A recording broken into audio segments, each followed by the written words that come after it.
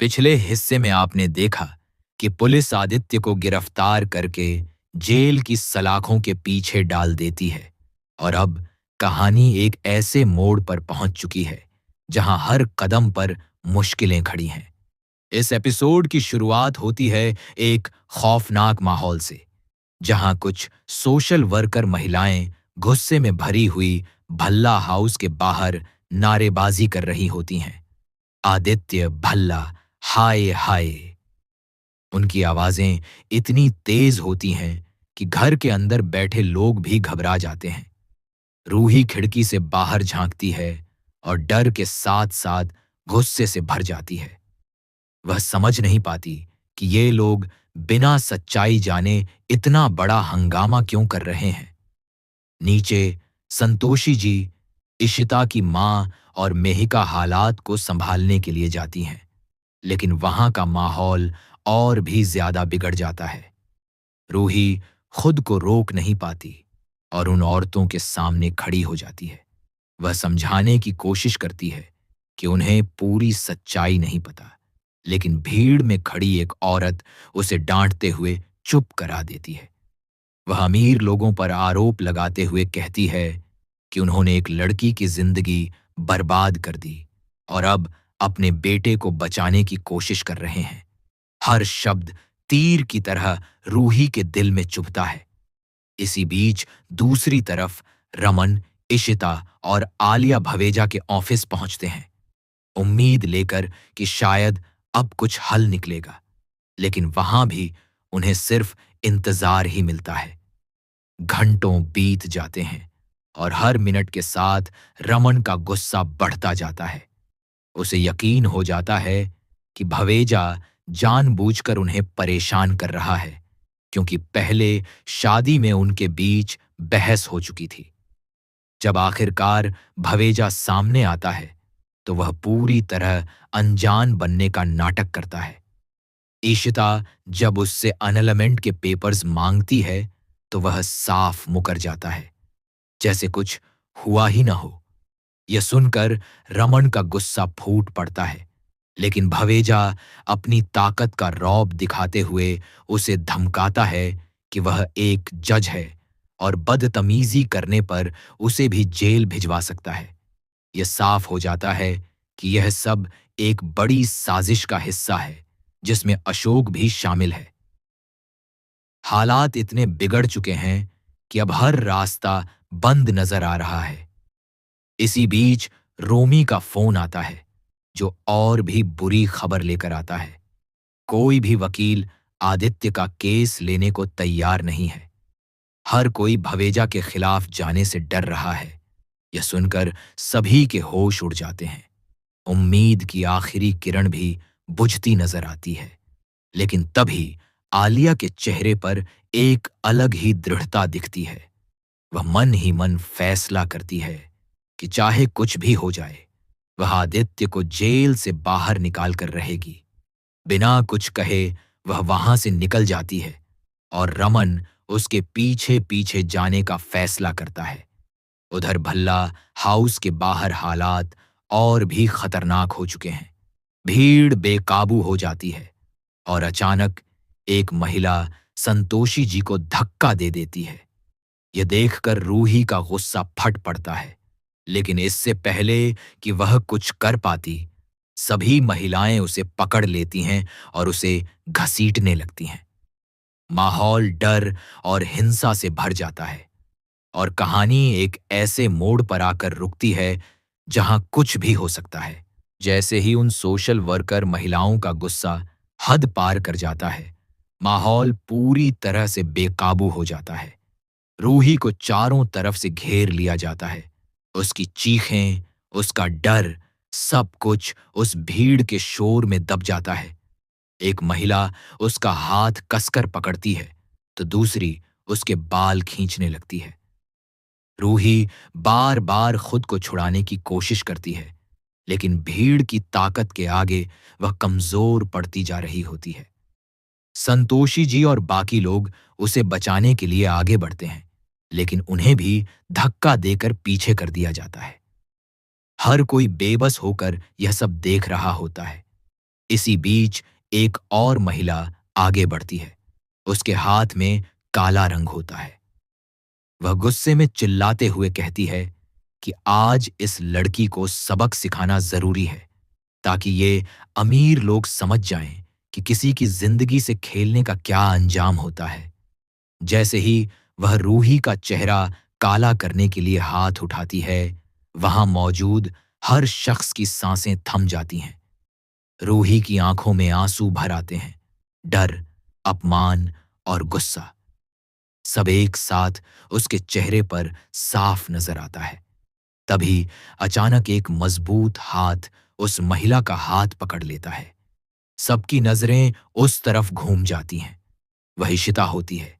उसकी आंखों में गुस्सा और अपने परिवार को बचाने की जिद साफ दिखाई देती है।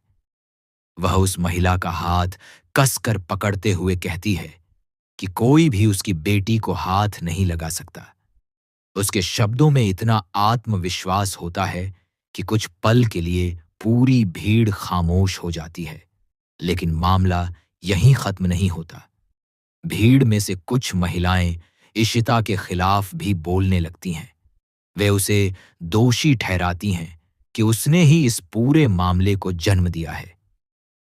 इशिता हर आरोप को सहते हुए भी अपने परिवार के साथ खड़ी रहती है।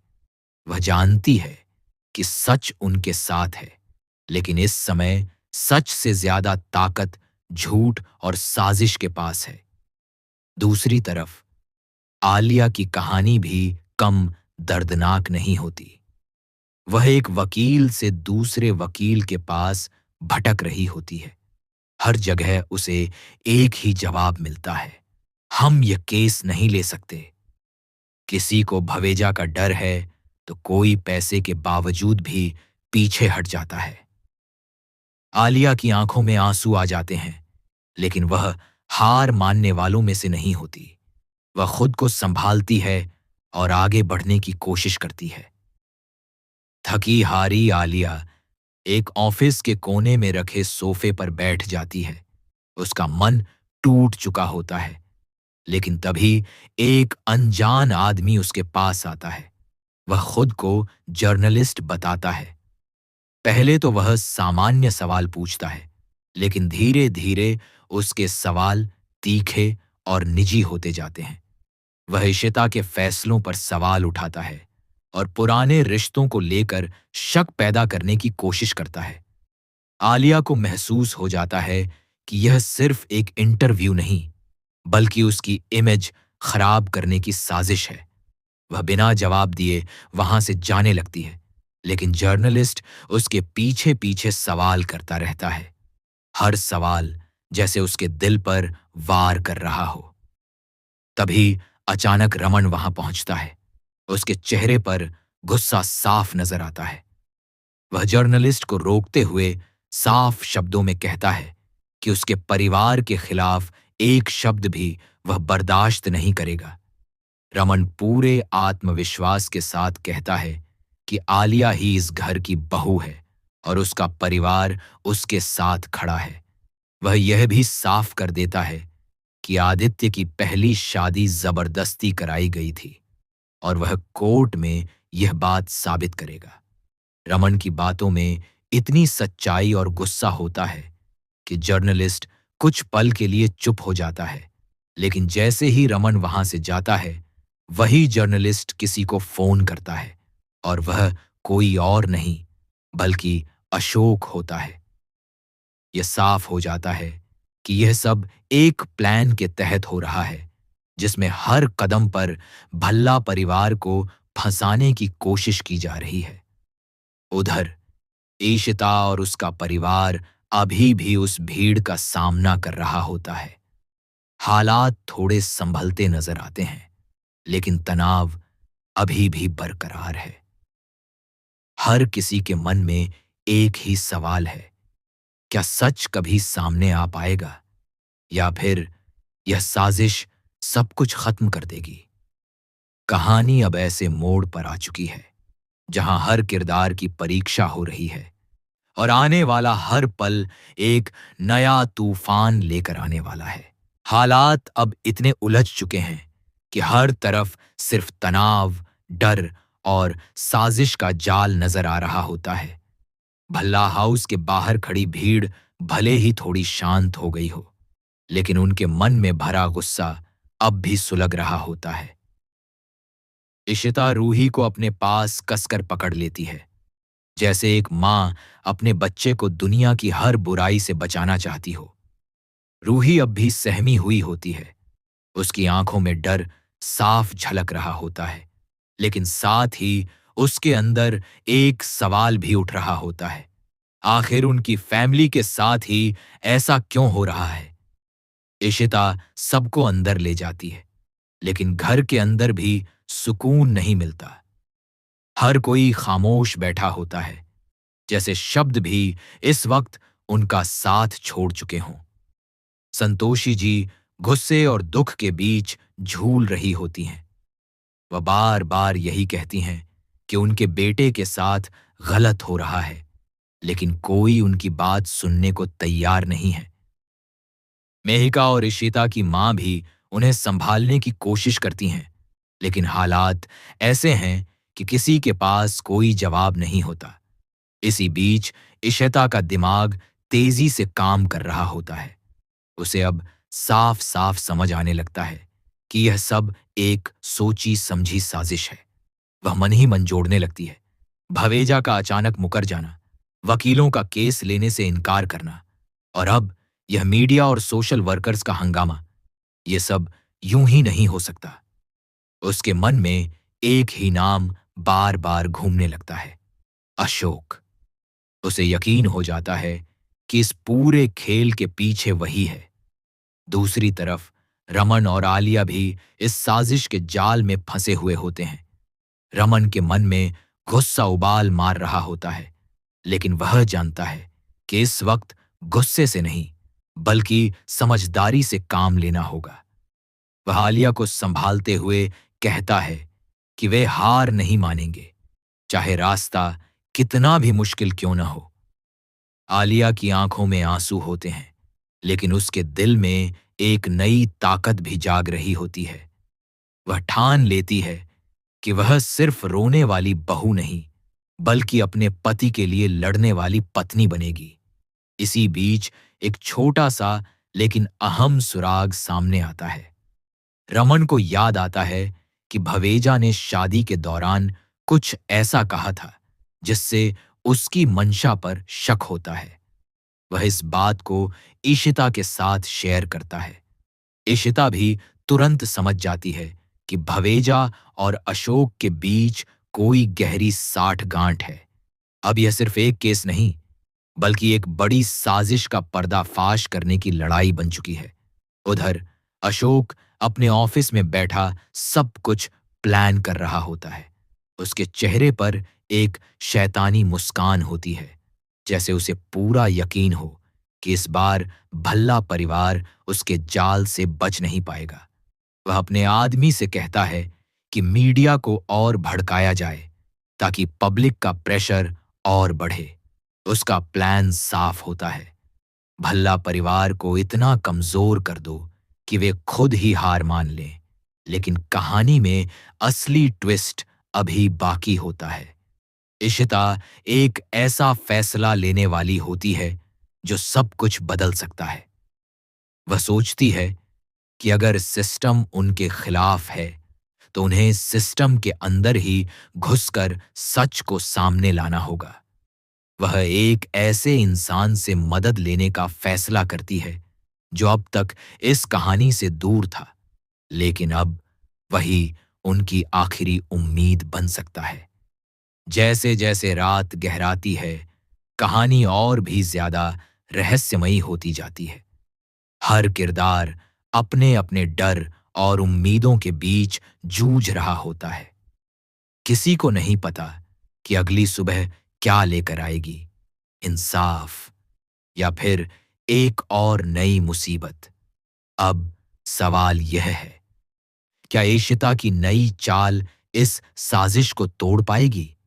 क्या आदित्य को जेल से बाहर निकालने का कोई रास्ता मिलेगा, या फिर अशोक का जाल और भी खतरनाक साबित होगा।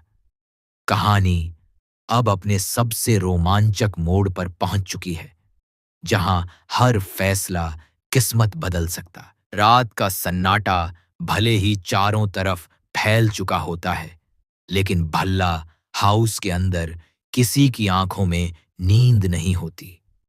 हर कोई अपने अपने डर और चिंता में डूबा होता है।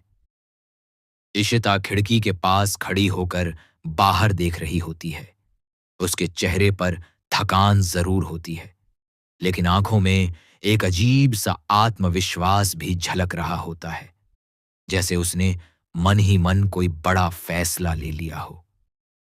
अगली सुबह की शुरुआत एक नए तूफान के साथ होती है।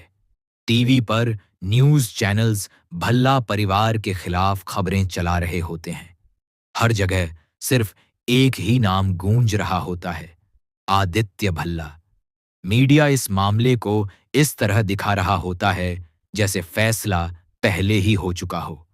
घर के अंदर बैठे लोग यह सब देखकर और भी टूटने लगते हैं। संतोषी जी की आंखों में आंसू आ जाते हैं और वह भगवान से प्रार्थना करती हैं कि उनके बेटे को इंसाफ मिले। लेकिन इस बार इशिता चुप नहीं बैठती। वह सबके सामने आकर एक मजबूत आवाज में कहती है कि अब रोने का समय खत्म हो चुका है, अब लड़ने का वक्त है। उसके शब्दों में इतनी ताकत होती है कि घर के हर सदस्य के अंदर एक नई उम्मीद जाग जाती है। वह बताती है कि उसने एक ऐसे इंसान से संपर्क किया है जो इस केस को पूरी तरह बदल सकता है। एक ईमानदार और निडर वकील जो किसी से नहीं डरता। उधर अशोक को जैसे ही इस बात की खबर मिलती है, उसका चेहरा गुस्से से लाल हो जाता है। उसे अंदाजा हो जाता है कि अगर यह वकील केस में आ गया तो उसकी सारी प्लानिंग बर्बाद हो सकती है। वह तुरंत अपने आदमी को आदेश देता है कि किसी भी कीमत पर उस वकील को केस लेने से रोका जाए। अब खेल और भी खतरनाक हो चुका होता है। यह सिर्फ अदालत की लड़ाई नहीं, बल्कि चालों और दांव पेच की जंग बन चुकी है। दूसरी तरफ आलिया हिम्मत जुटाकर एक बार फिर कोर्ट पहुंचती है। इस बार उसके कदमों में डर नहीं, बल्कि एक अडिग विश्वास होता है। वह खुद से वादा कर चुकी होती है कि चाहे कुछ भी हो जाए, वह आदित्य को अकेला नहीं छोड़ेगी। तभी वहां वह नया वकील आता है। उसकी एंट्री ही इतनी दमदार होती है कि हर कोई उसकी तरफ देखने लगता है। उसकी आंखों में सच्चाई और आत्मविश्वास साफ नजर आता है। वह सीधे आलिया से कहता है, मैं यह केस लड़ूंगा, और सिर्फ केस नहीं, सच को भी जीताऊंगा। यह सुनते ही आलिया की आंखों में आंसू आ जाते हैं, लेकिन इस बार ये आंसू कमजोरी के नहीं, बल्कि राहत और उम्मीद के होते हैं। उधर जेल में बैठे आदित्य को जब यह खबर मिलती है, तो उसके चेहरे पर भी हल्की सी मुस्कान आ जाती है। पहली बार उसे लगता है कि शायद अब सब कुछ ठीक हो सकता है, लेकिन उसे यह नहीं पता होता कि बाहर की दुनिया में अब भी साजिशों का खेल जारी है। और फिर आता है सबसे बड़ा ट्विस्ट। वही जर्नलिस्ट जो पहले आलिया से सवाल कर रहा था, अब एक वीडियो रिकॉर्डिंग लेकर सामने आता है। उस वीडियो में कुछ ऐसे सबूत होते हैं जो भवेजा और अशोक की मिली भगत को उजागर कर सकते हैं। लेकिन सवाल यह है, क्या वह सच सबके सामने आएगा या फिर उसे भी दबा दिया जाएगा? एपिसोड के आखिरी सीन में इशिता, रमन और आलिया एक साथ खड़े होते हैं। तीनों की आंखों में एक ही जज्बा होता है, सच्चाई को सामने लाने का। और दूसरी तरफ अशोक अंधेरे में खड़ा मुस्कुरा रहा होता है, जैसे उसने अभी भी कोई आखिरी चाल छुपा कर रखी हो। कहानी यहीं रुक जाती है, एक ऐसे मोड़ पर जहां हर दर्शक के दिल में सिर्फ एक ही सवाल रह जाता है, क्या सच की जीत होगी या साजिश फिर एक बार भारी पड़ेगी?